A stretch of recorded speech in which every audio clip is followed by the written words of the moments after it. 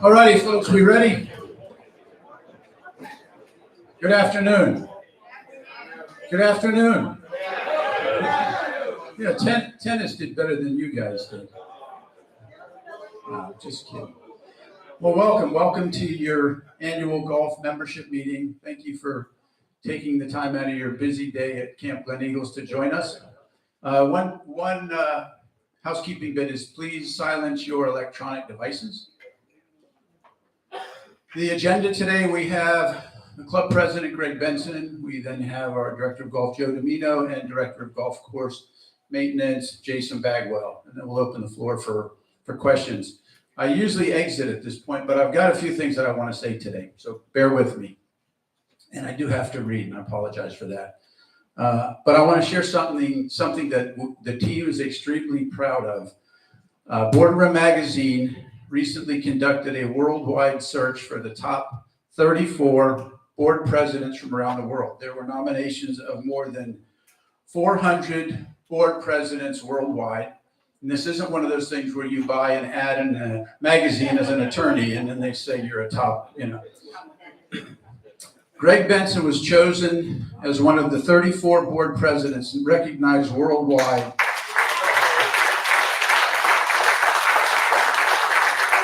The last meeting, it was a surprise to him. This meeting was coming. And clubs as far away as Tokyo and Ireland were considered.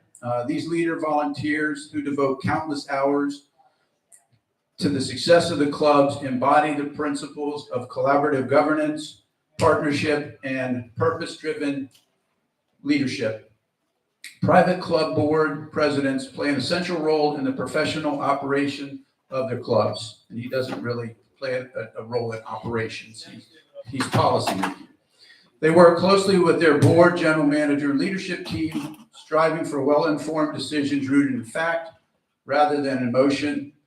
Their leadership strengthens communication, alignment, and accountability across the boardroom, management team, and membership, ensuring Gleneagles moves forward with clarity and shared purpose. Presidents don't just serve, they elevate. Lastly, a great club president leads with vision, integrity, and courage, leaving the club stronger, better, and more enduring than they found it. Right, Mr. Wolk? I hope you will share in our congratulations to Greg Benson. I'm not done. Sorry. I just wanted to bring you up to speed on, he's elected top 34 presidents. He gets pushy now. As many of you know, we're working on phase one of the proposed clubhouse renovation, which we anticipate to begin in May 2026, providing your Board of Governors and your Budget and Finance Committee vote to approve it. We are very close now. We have a meeting tomorrow, which lasts all day, to do a page flip walkthrough with all the engineers, the architects, contractors. And by the 17th of this month, we're going to have a number. But what I wanted to talk about, over the coming months, we will be communicating regularly with the golf membership about how construction will temporarily impact golf operations, cart staging, and access to the amenities. While the Victory Golf Course remains fully open throughout the project, several logistical adjustments will be required. These may include modified cart staging zones, temporary pathways, alternative access points to the cart barn, bag room, and practice areas. Our goal is to maintain smooth, predictable daily play while ensuring everyone's safety throughout the construction. We are currently developing an operational plan with detailed diagrams, timelines, and member instruction. You will begin to see information rolled out in a clear, phased communication series shortly. We will walk you through exactly how to navigate arrival check-in, card access, bag access, and play during each stage of phase one. Most importantly, our commitment is to ensure golf continues to operate at a high level with as little disruption as possible. Your experience in the golf course always remains our top priority. Thank you for your support and partnership as we're preparing an exciting new chapter for Gleneagles. More information will follow shortly. Now, Mr. Benson.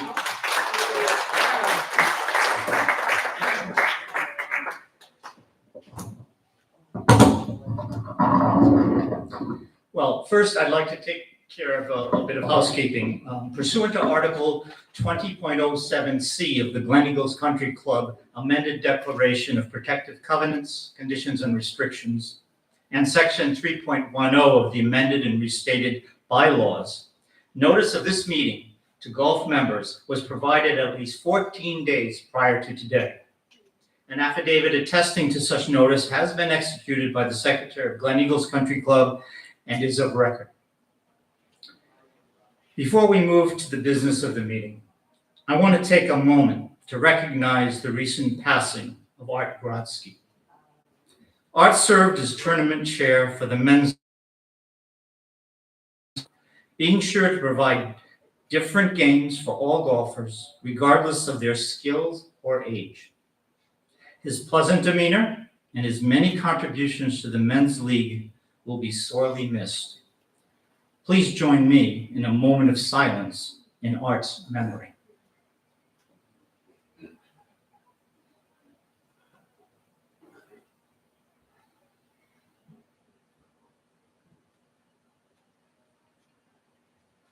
Thank you. Turning to the business of this meeting. As you probably know, there are presently 800 golf members, which is the maximum allowed by our documents. There have been 48 memberships that have been transferred from members no longer desiring a golf membership using the transfer list system previously established by the board. There remain 68 golf memberships on the golf transfer list. You'll be hearing more about golf operations and the golf courses from Joe Domino and Jason Bagwell shortly. But first, I want to make some introductions. I want to take this opportunity to recognize those who work to ensure the success of our golf program and maintenance of our beautiful golf courses.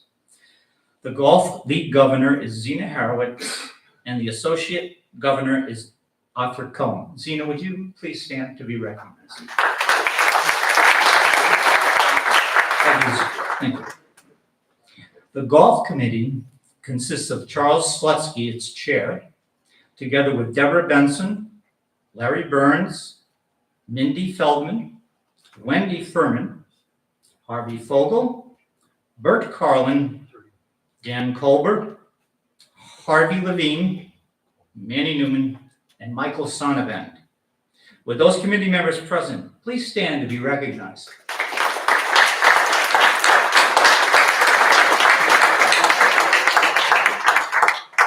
Thank you. I especially want to recognize Director of Golf, Joe Domino, Head Golf Professional, Jake Gable,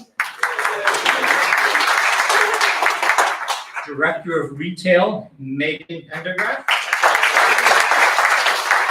First Assistant Golf Pro, Brian Midget, First Assistant Golf Professional, Matt Sarabola, Director of Golf Course Maintenance, Jason Bagwell, Legends Course Superintendent, Mark Brooks, Victory Course Superintendent, Kevin Broder,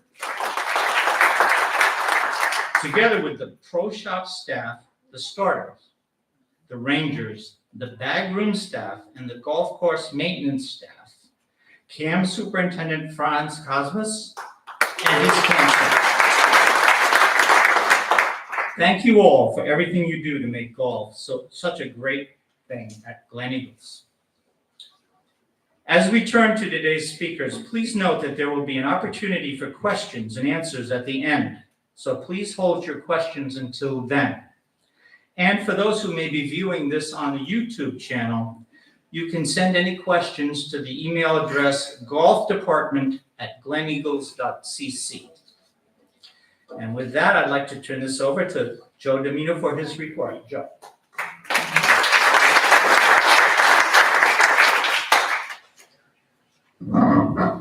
Thank you, Mr. Benson.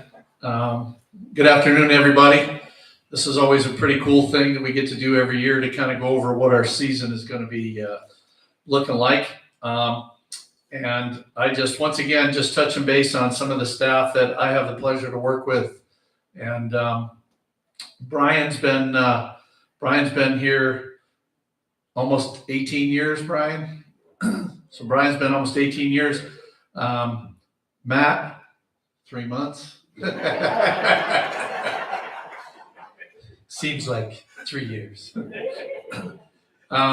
Jake is, once again, it's been an honor to have you as our head professional in 8 years. Thank you. Megan, Director of Retail, you do a fabulous job. The new stuff you're bringing in is awesome. 11 years. So it's, and then for our bag room, you have Gerald, who is our, Gerald LaFontaine is our AM supervisor. And Gerald has been with us for just over 25 years now. And he is, when we made him the supervisor this year, it's like, it was amazing how his transformation was unbelievable. And he was honored, and he has done a great job. I mean, when we needed new tires on the canopy, it was like, it took us about a month to get the tires with the certain kind of frames they have on those. And I mean, Gerald, he takes it, does it, fixes it. So, I mean, that's the kind of guy he is. And then our PM guy is Brett McFeeters, and Brett has been 18 years.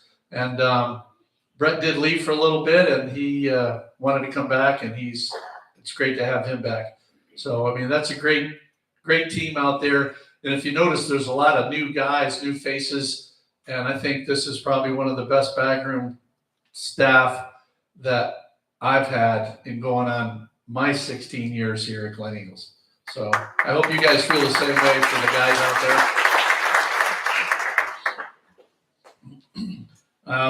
there.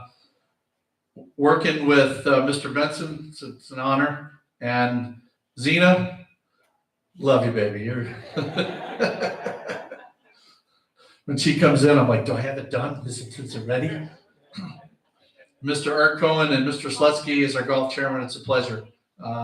Always coming in and discussing things to make our golf operation better. So thank you.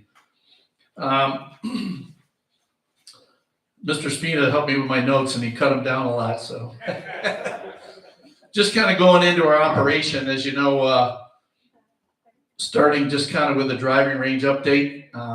When they're all new range balls out there that we put out, we're waiting on another 500 dozen that we are getting from Callaway. And we are at right now, we're doing about a little over 30,000 a day. And we will get to, like we did last year, we were at 40,000 a day range balls on the range. And so please, as you notice, this Monday, we will go back to the grass. So, I mean, I know everybody likes that, but we do our shuffling to try to make sure we can get that tee to last through the season. So, and as you know, we pick the range clean every night because the presentation from upstairs, I think, looks fabulous when it's picked clean. So we do pick it, and we do break it down on Sunday night, Tuesday night, and Thursday night. We break the range down completely. So Mr. Bagwell then come in the following day and do a clean, fresh cut. So if you see, you know, sometimes when we get that broken down, that's the reasons to get it freshly cut.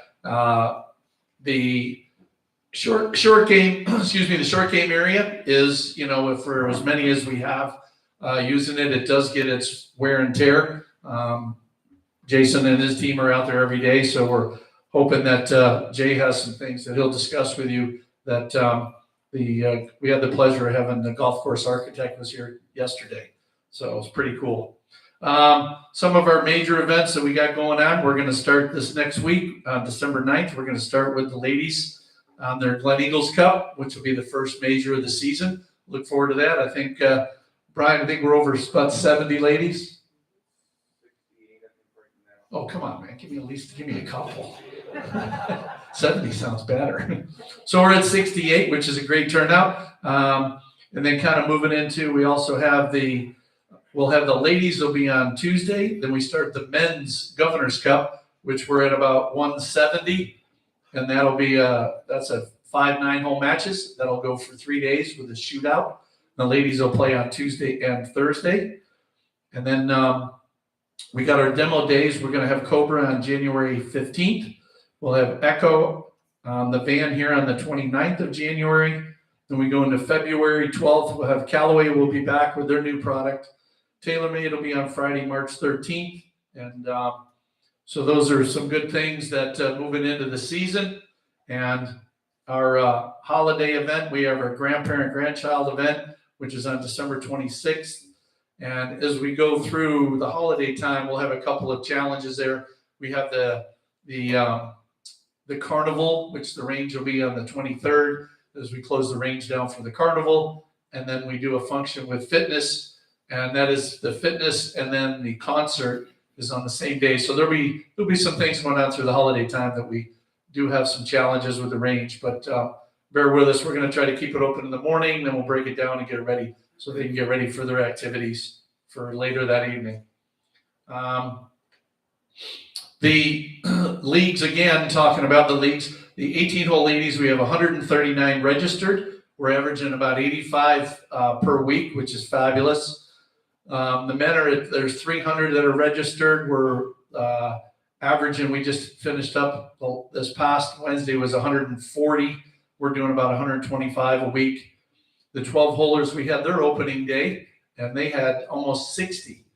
So isn't that pretty cool for a 12-hole? I mean, we talked to our fellow pros, and they're like, that's unbelievable that they've tried to have a 12-hole league. I know Hunter's Run does, Ben does over there, but most of the other clubs, just it doesn't happen. And then I tell them how many we also have. We have almost 50 that we're having for our 9-holers as well. So like this past Tuesday, we had the ladies was almost about 80. And then we had 60 in the 12-hole, and we had about 50 in the 9-hole. I mean, it's pretty good. And we actually took the 12-holers and made them, they played a 6-some because they have to play the 12 consecutive holes. And it was much better for them instead of having, they would have had like 5 or 6 B groups. So it really worked out much better. And I think it was a nice day for all of them. They said they had a great time. The 9-hole men were at about 40. So we just had their opening day as well. We're getting ready to do our couples event for this month, and we only have 270. So if you're not playing, please sign up. Oh, that's right, you can't. We're out of cards. So, but as you're looking at that, as we move into the couple months where you notice we put 2 couples events in the 1 month. We did that for 2 months. And you can only play in one, so you can pick the one that you would like to play in. So this way the overflow we can run into, because the last one we had, the reason we did this, we had over 400 sign up. So we want to make sure that we can take care of everybody. So that's why we added 2 couples events in 2 months, those 2 months. Our golf videos and education, have you seen any of our videos we're trying to do? We're trying to have them go out every 2 weeks to have a golf video tip. And then we just shot some last week. And also they are not just golf video tips. We're also doing golf orientations in there as well, meaning reminders about the bunkers, about ball marks, about pace of play, and staying with the group in front of you. So we're trying to add that in there, like Matt did a bunker. Then he also talked about how important it is how to rake the bunker and leave it for the following players behind you. So we're trying to add that in with it, make it fun, and make sure the golf course conditions stay great for the whole season. We have a project gift that we have, and I know Kristen, Where's Kristen? Right? Project Gift is fabulous. It's something that is really dear to our heart as we work to raise some monies for our veterans for Delray Beach. And we've been doing that we're going on 13 years now. And I mean, it's pretty special. And I know Mr. Spina's there. You got to kind of turn away when you see how these people are. And I always tell the one story. The one story, we were there and we had 5 families.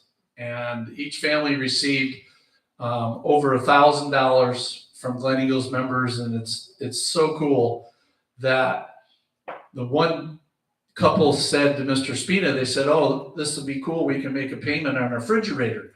And he said, "You make a payment on your refrigerator?" They said, "Yeah, we have 3 kids, but we have our refrigerator is this one of the little ones." So they were paying like $30 a month on this little fridge.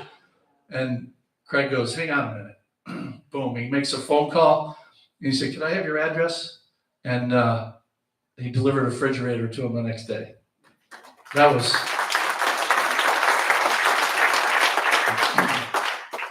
pretty cool, man. So that's big for the Glen Eagles here. We thank you for that. It's great to be a part of it. And like I said, it's been many years that we have been doing it. So thank you. Just another touch that, speaking of Zena, you'll notice on the Legends Golf Course out in the fairway, there's these little red markers. And this is what they call a forward tee golf course. And this golf course is the same yardage as the silver tee on the Victory. And the reason they put it out there is because a lot of the people were having challenges because the silver tee was pretty far. So by putting out the red markers and going at a different yardage, it'll help so we can get some of our groups who would rather play the Victory because of the yardage will now come over and enjoy playing the Legends, be a little bit more comfortable. Now, it's also, Jake had reached out to Duncan Chow with FSGA, and it has its own slope and rating. So it is sloped and rated. We are going to use the same shot allocation for handicaps for it. There's a scorecard in the golf shop. So if you want to play it, you can play it. The markers are there. Jason, thank you for putting those out. And we're trying to test the waters to see on how that's going to be successful. And I have a feeling that it is. I think we're going to be able to run our 9-holers over there, our 12-holers to enjoy that, to be a little bit more comfortable with playing on the Legend as opposed to just the Victory. So we look forward to a lot of people playing that and getting some scorecards. And you can post your score. Would you shoot 75 the other day? I don't have too much more. Just touch base on for rounds. I mean, just to look in, it's amazing. This month, just to give you a quick one, we talk about it at Golf Committee. We do a tracker report, and that's like 18-hole rounds, 9-hole, hard goods, soft goods. 18-hole rounds, just to give you an idea, we were at 120%. We budgeted 28. We did 3,300 rounds. And we actually budgeted 2,000 rounds for 9 holes. We did over 2,100. So picture in for the month of November, I mean, we did over 5,000 rounds. And hopefully you enjoyed your pace of play and everything works good. It's amazing how when you got both courses are open, it really helps a lot for pace of play and to get that many rounds out on the golf course. That just, we're budgeting for this year. We're budgeting a little bit more than compared to last year was 49. We're looking at over 51,000, but we don't feel that some of the renovation is really going to affect us too much. Having a talk with Mr. Spina and about, are we going to have a reciprocal play? We are going to have some of the golf courses that reached out to the fellow pros for when we're doing our renovation of the Legends. I'm going to have a good 5 or 6 courses that we're going to be able to go to in the summertime that will give us a nice reduced rate that we've taken care of them in the past. So we'll have a bunch of courses if you want to go somewhere else. Not for the reciprocal fee that's out there now. It'll be much more around the $50 rate. So that's coming. Okay, as I enter my 16th year as your director of golf, I don't need that. I want to personally thank all of you. It's been an honor. I'm going to lose it. So, thanks.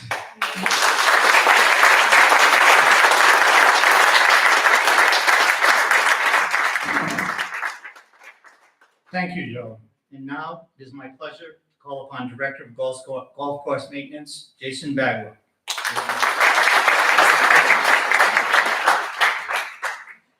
Very good. Thank you, Mr. Benson. Appreciate it. Good afternoon, everyone. Justice will been a little taller. I'll have to put my glasses on a little bit as well. Mr. Spina shortened his and he lengthened mine. So, but my name's Jason Bagwell. I'm your Director of Golf Course Maintenance. I've been here for 16 years as well. Joe and I showed up pretty much within a month or so apart, and it's been a great journey. I'd like to start by thanking all of you for the investments you make in Glen Eagles, not just from a financial standpoint, but from the pride in taking care of your golf courses.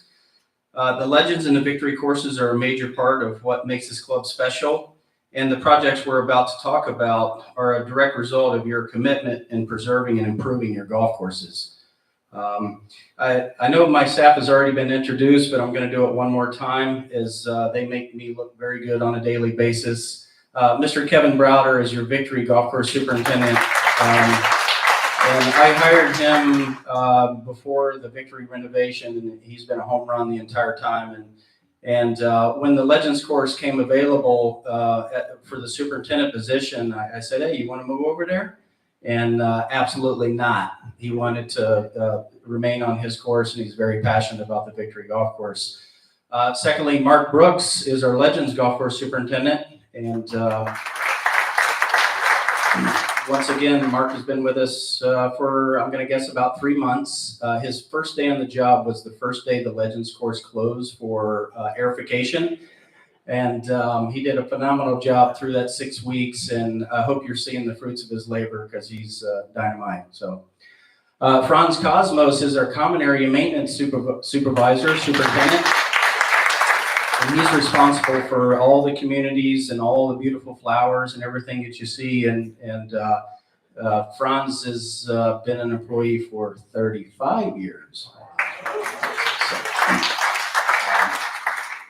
very good. I touch on this every year just because I want to make sure that you are practicing proper golf course etiquette when you're out there. And not just you yourself. I see you're dedicated because you're here tonight. But maybe some of those golfing members that are not here tonight that need a little preaching as they play golf to make sure we're caring for the courses. And the things that I'm talking about is, obeying the directional signs. I know we have the geofencing on the golf carts where it gets super slow if you get into a no-go zone. But just respect the cart signs that we have out there, or any areas that you're not supposed to drive. Don't cut the corners. Is we're trying to control compaction. We're not trying to be mean to you and not let you any closer to the green. It's simply we're trying to protect the areas around the greens and tees. We ask that you fill all the divots with the green sand provided in the carts. Just a little stat here. An unfilled divot takes about 6 weeks to recover, and a nice filled divot smashed down with your foot is about 3 weeks. So about half the time if it's properly filled. We ask you to rake the bunkers with the rakes provided. Don't climb up the faces and or walk down the faces. Always enter and exit at the lowest points. And that's been one of our big problems here through the years. I know that we have a nice video that hopefully everyone has watched that kind of shows about how to care for the course, but one of our biggest complaints is the condition of the bunkers, and I'll be able to share some labor hours that we put in there as we have a new job assignment board. It's called Task Tracker that we actually put the hours that it takes to do each of these jobs, and so we're going to put dollar amounts on some of this stuff, and we spend a lot of time maintaining these bunkers. So anything you can do to help us on a day-to-day basis will be appreciated. Let's see here. Fix your ball marks on the green. We ask you to fix yours and one other. If you enter the first tee without a ball mark repair tool in your hand, you're not prepared to practice proper golf course etiquette. You might ask, well, what's the proper way to fix a ball mark? And I really don't want to focus on that. I want you to just focus on acknowledging that you made one. If your ball's on the back of the green, guess where your ball mark is? At the front. So just what we try to do is just try to make it flat again. You can do whatever technique that you've been taught through the years. Because if you don't, and it's lifted up, we mow the greens before daylight in the morning, and it scalps it off. And so if you see all those little brown areas all the time, it's just because the ball mark wasn't repaired properly. So anything you can do to help with that would be appreciated. The blue flag users, please respect the access that we give you on that. We have the blue stakes on the greens that we feel that have some hills, or you might need a little extra help getting close to the greens. So please obey that. You can find the current golf course conditions on the app. We try to update that every morning by 6:30. So car path only, 90 degrees, all those types of things. You can also find green speed. I think it has height of rough and some other little things on there that really have never changed. But you can get current conditions by 6:30 every single morning. Okay. So I want to talk to you a little bit about some capital improvements, and more specific is a Legends greens and tee renovation that we are planning for next summer. It's been something that's been in the works for quite some time. I'm going to give you the whys and the hows, and then we'll open up for questions and go from there. But hopefully I can give you enough information where we won't have a lot of questions. So let's see. So we're going to do a tee renovation, and the reason for doing a tee renovation is over time, 16 years now, Legends Golf Course, the teeing surface becomes unlevel, either due to settling of the soil, and the tees become crowned. We do a pretty good job on trying to prevent that crowning so they're not severe. But they become crowned because we always play in the middle, and we always put sand in the divots in the middle of the tees. And we also top dress the tees as we do the greens and everything. And so the tees become crowned a minute amount. The tees also become contaminated with foreign grass that maybe have been here since conception of 1984, 85, 86. Some of the old grasses are still in the soil. And so when you see those different colored grasses, that's contamination. And this project's going to fix all of that. The process would be we will eradicate the grass about a month prior to closing the course down. And then the construction company will come in and they will strip the grass from the tee top and a little bit down the edges. And then they'll come in with little skid steers, and they'll re-level the teeing areas. There's a couple of them. I met with our architect yesterday, Mr. Kip Schulteis, and I went to a couple of tee complexes where maybe some trees gotten too large. Instead of removing the trees, he asked me to slide the tee over about 10 feet. So we're going to do a little bit of that as well. That's going to improve your experience. I'll give you an example. Number 14 on the Legends course, we have the ladies' tee up front. You got that tree right there in front of you. So we're going to slide that tee over about 10, 15 feet because we like to keep that tree. It's a very nice oak tree. So that would be an example for the ladies, and also 14 blue tee for the men, the big tree that you tee out from underneath. We're going to slide that tee over about 20 feet, and it's going to improve the hole. He likes it. You play that shot more over water, so it's going to be more of a double dog leg, if you will. So all those little things like that are going to be tended to. So we scrape everything off. We discard the old grass. We grade it back to level, and then they take a tractor and they use a laser level on the back of this tractor, and it makes it perfectly level. And then we plant the new grass, and then we grow it in, and then when we open it, everything's great. During this capital improvement, we're also going to renovate the greens. And the main reason for renovating the greens is because of encroachment. So the grass around the greens grows much more aggressive than the grass that's on the greens, if you can understand that. And over the years, 16 years, you've lost 20 to 25% of your green surface. So if you think the Legends course is getting harder, it is, because your targets are smaller. The greens need to be about 3.5 acres. That's how they were built, and we're about 2.8 right now. When you're out there, and I've talked about this over a year and a half in preparing for this project, is there's 10 or 12 sprinkler heads around every green. And I want you to try to locate those, and just kind of for reference when you're out there playing, the green's edge was exactly 5 feet from that sprinkler head. Okay? So when you're out there next week, try to find those sprinklers and look, and you're like, oh man, it's like 10 feet now. So that's just showing you that the greens are getting much smaller. One of the questions is, well, my club up north, the greens are 60 years old. And so you have to understand it's a completely different grass. Those are bent grasses, poana grasses, and the surrounding areas are also bent grass. So they're not really encroaching. They could just mow it right back out, I guess you could say. Maybe one of these guys can elaborate a little bit more on bent grass, but I'm just going to tell you more so what's happening here with our Bermuda grass here in South Florida.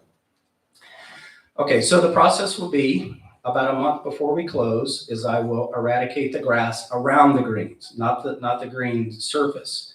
And the reason we're not doing the green surface is because I'm not worried about that grass contaminating other areas during the renovation. We kill the grass around because we don't want some of those off types coming back after the renovation, after we plant all the new grass. So they'll do the exact same thing that we talked about on the tees. They'll sod cut everything around the greens, everything down 15, 20 feet. They're going to dig these big holes on the side of the fairways in the rough, and they're going to bury all this grass and all the debris. And then we are going to put new sand and bring it back to the original grade. So the day that we open the Legends Golf Course in 2011, the greens are going to be put back exactly the way they were at that time. Let's see.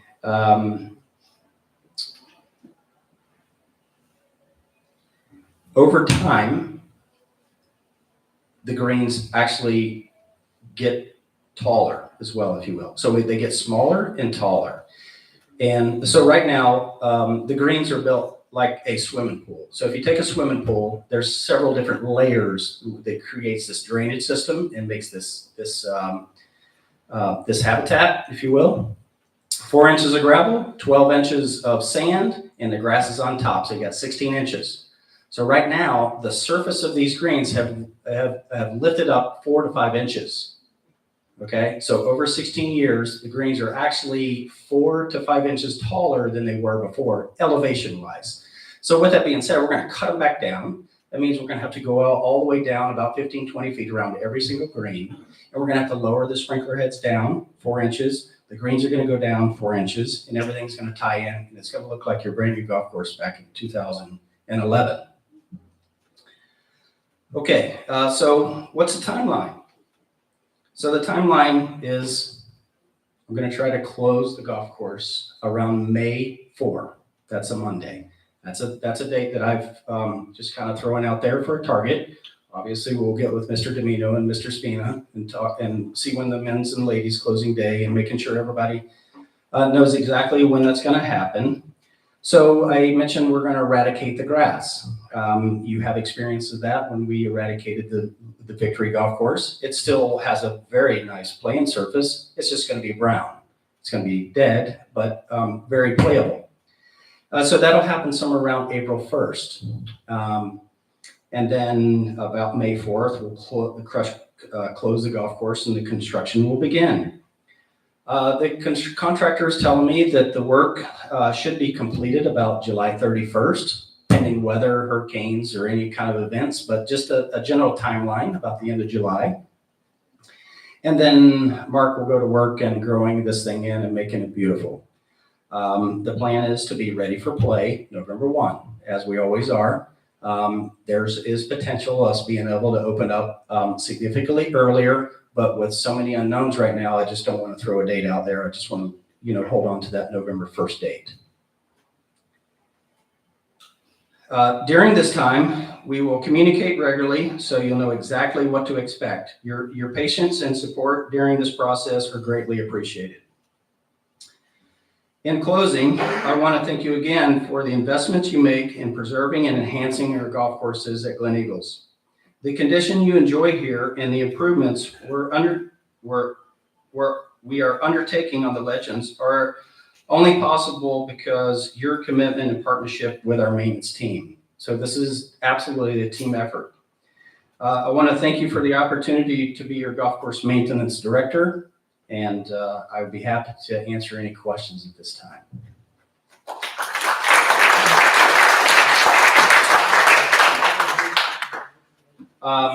Yes, sir. What changed the slope? It will not change the slope, as the slope has stayed the same since 2000. I'm speaking for these guys. I should probably. No, go ahead. Yeah, so the slope stays the same. Another question? Yes, sir. Is there any way that they can do it, like hole by hole, so that maybe if things don't run perfectly, that we could have 9 holes open by November 1st and not lose all 18? I'm going to guarantee you right now that you're going to have 18 on November 1. And one more question. There's three practice greens here, and I don't know if anybody else has noticed, but there's not a lot of flat putts on the course. But it's awfully hard to practice here anything other than a flat putt. Is there any plans ever to add some undulations to our practice greens? Yes, our big main putting green is going to stay the same. I think there's some movement in there, and it's about a 6,500 square foot green. It's nice and large. There is some movement. There's a hump in there. But we are looking at making some improvements to our chipping area, which will include a little bit longer of a shot. I don't want to give you too much information. We met the architect yesterday. He's going to be doing some drawings and some conceptual drawings for us. But what we're looking to do is make more of a like a 75-yard potential shot with a much bigger green. But it really doesn't answer your question on a undulated putting surface, because you're not really going to be able to go over there and putt on that green. But no, this is a green we have for those putts. Any other questions? Oh, this is great. Do you have any for Joe, the golf staff operations? Yes. Actually, Jason, this is for you. Okay. I don't know what it is about me and the workers on Legends 5. But one day I'm out there wanting to hit my tee shot, and whatever the event was, I was gonna try and do cut across a little bit more to the right. There's a worker out there. I'm waving at him to get out of the way. He's on the cart path over there, where it curves around. Refuses to move, tells me to go ahead and hit. Well, you know what that does to me. I don't want to kill anybody. And then today, again, on Legends 5, this time I'm in the bunker on my tee shot. Did not have a very good out. And the worker who was on the side, they were trimming bushes or something like that on the side, goes over, picks up my ball to hand it to me. Literally had picked up my ball. So my question to you, are these guys getting trained? Absolutely, they're getting trained. We talk golf course etiquette all the time for our maintenance employees. Coincidental, hole 5, there's nothing wrong with hole 5. I think it's just you caught some bad luck there. Today in particular, we were doing some landscape work on the perimeter, the native perimeter area on the right-hand side. I do not know why he would pick the ball up and give it to you, but I hope it was your ball because those guys find a lot of balls and they give you guys a lot of balls. So maybe he thought he was helping you. No, it wasn't like I was looking for it. It was on the left side of the cart path. Yeah. Just in the rough. So it wasn't like I had to look for it. Okay, yeah, no, obviously I'll talk to that landscape crew. It's a crew of 3 that I have right now. There is one new guy on there, but, and Franz Cosmos, he will help me out and, yeah, I apologize for that. Mr. Hammer. Jason, this morning, we were discussing the old practice area that's at the back of the driving range. And that was a fabulous facility years ago. Hasn't been used for quite a long time. Joe mentioned perhaps now there are some camouflage type posts and netting and so on. If we got that back into play, I think that would be tremendous for all of us. Right now, of course, not being used at all. The back of the range by your house. Which was very convenient, but I really enjoyed it. The evenings were beautiful. Superintendent rule, that's called a bedroom slipper green. No, I mean, we challenged our architect, Kip Schulteis, to think outside the box. And after meeting with him yesterday, I think he certainly has. I can't guarantee we're going to be putting nets in front of your house and doing any major things in the back there, but we're definitely going to address this small, this chipping and little area that we have. And I'll just give you a couple little things that out of the box that he was thinking. We're going to slide the whole entire driving range tee over east about 2 or 3 spots, take down the rock wall, remove one of the Bismarck trees, take 2 of the spaces that we gained over on the left-hand side and make that chipping area a little bit bigger, remove all those Bismarck trees that are in between the 2 pitching and chipping greens. We're going to move the cart path past the white tee on number 10 and take it over on the other side of the ladies tee, slide the ladies tee over, remove 10 royal palm trees. So that's what I'm saying. We're thinking outside the box. You've came to us with a problem. We're going to do our best to come to you with a solution. I can start digging tomorrow. I'll do it myself. Yeah.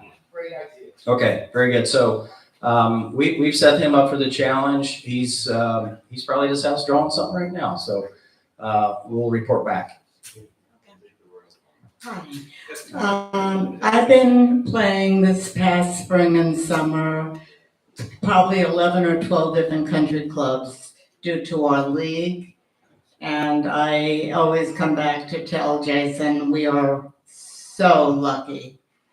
We have one of the best maintained country club golf courses in Palm Beach County.